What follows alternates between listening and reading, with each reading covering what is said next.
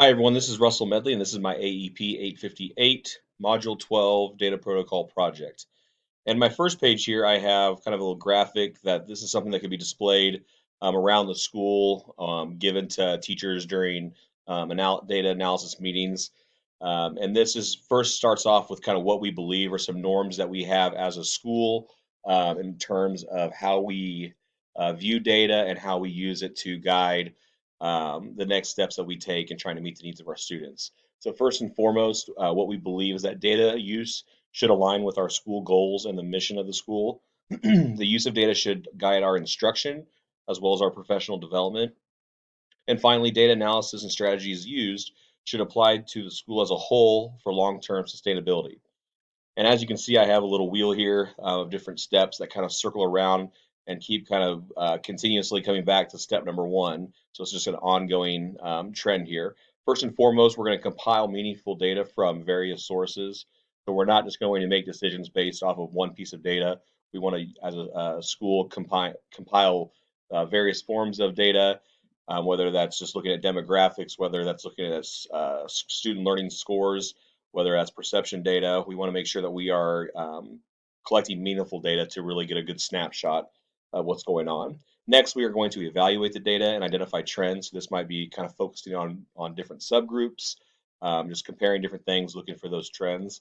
Next, we're going to set goals that address the need areas. So once we kind of pinpoint what we want to improve upon, then we can start setting goals. And once again, something that's going to reflect this that or apply to the school as a whole, not just individual groups, where we're just looking for those quick fixes. We want something that's going to be sustainable that we can kind of encode into our school culture. Step four is implementing strategies to targetable areas. So now we're looking at what's our action plan? What are we going to specifically do in order to meet those goal areas?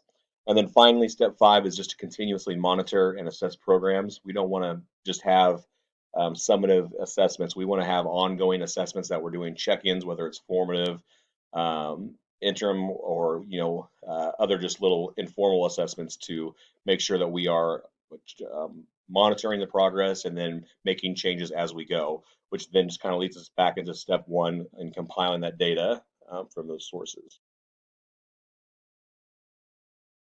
My second page is kind of a little data analysis organizer that I think would be very beneficial for staff to have. It first starts with an essential question.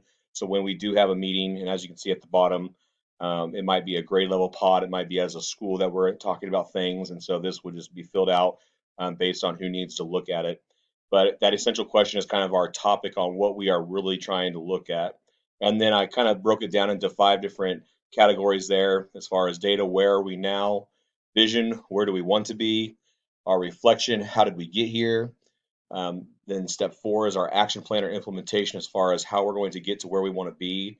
And then finally, our evaluation of how are we doing. And so I think that this is just a simple way that notes can be taken in those different boxes to really make sure that we're staying focused on the different categories so that we are addressing that essential question and therefore taking the appropriate steps to have an effective meeting, keep us on track, as well as organized.